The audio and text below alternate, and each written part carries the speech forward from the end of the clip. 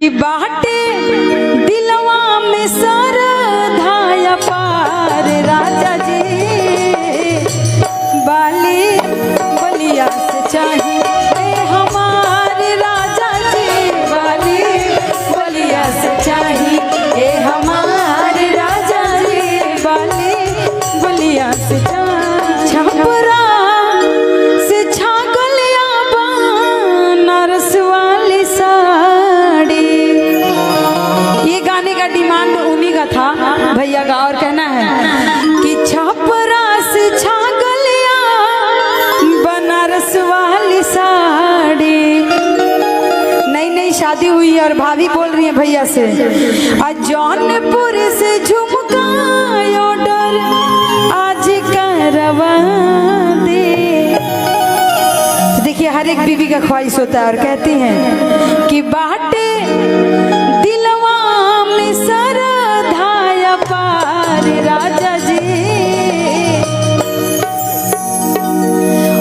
भैया हरी भैया भाभी आपसे डिमांड कर रही हैं कि बाटे, लेकिन भौजाई सुंदर मिलल बड़ी बाकी ना भैया से भी सुंदर है।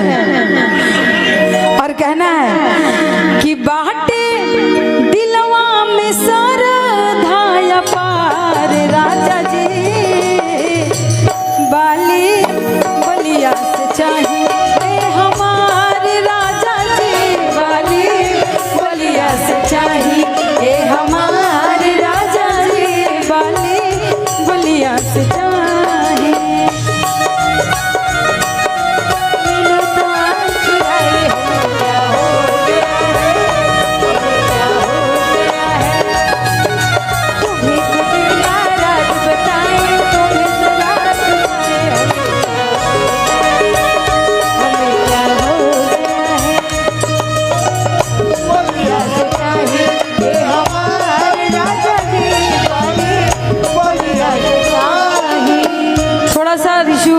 फास्ट में आना और कहना है भाई देखिए आज के जमाना में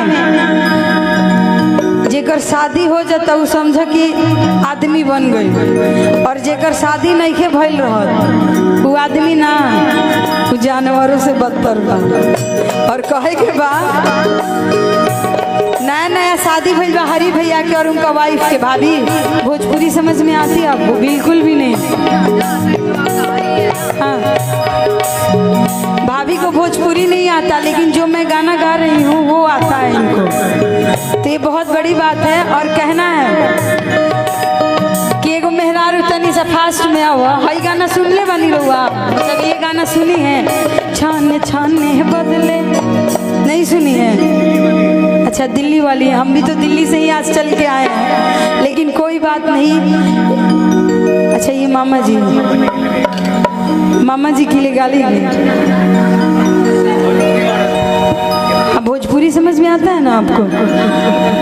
महाराज जी भी वीडियो बना रहे हैं यानी भोजपुरी महाराज जी को भी समझ में आ रहा है और नहीं भी समझ में आ रहा लेकिन आनंद आ रहा है ना महाराज जी। तो हमारे यहाँ परंपरा है यूपी बिहार में कि जब जब जब जब जब दूल्हा दुल्हन के घर में कोई मेहमान आता है चाहे दूल्हा अपने ससुराल जाता है तो मंगल गीत गाया जाता है। समधी जी समझ रहे हैं ना आप लोग? तो उनको गाली देते हैं। तो हमारे यहाँ ठेठ भोजपुरी बोलते हैं तो उसमें गाली गाया जाता है। कहेगा बउआ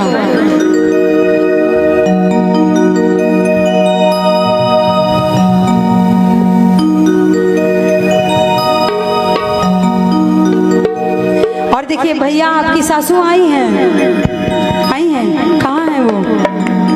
अच्छा वो बाहर खाना खा रही है। माता जी आपकी आंटी जी थोड़ा सा सामने आइएगा।